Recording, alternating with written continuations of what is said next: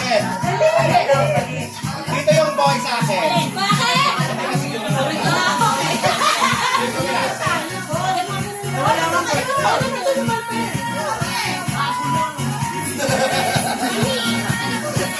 Mamaya, yung pwede ba magkasumabay?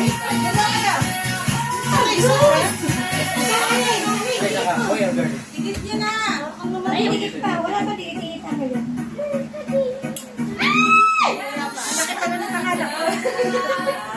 Sasanggal mo sa gusto. Yung paa mo, puro kaliwa.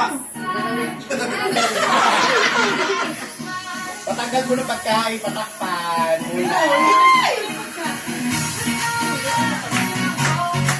Saka mag-express kaya, Emmett. Saka mag-express sa loob. Saan tayo magbibidyo doon, okay? Ano ko masaset?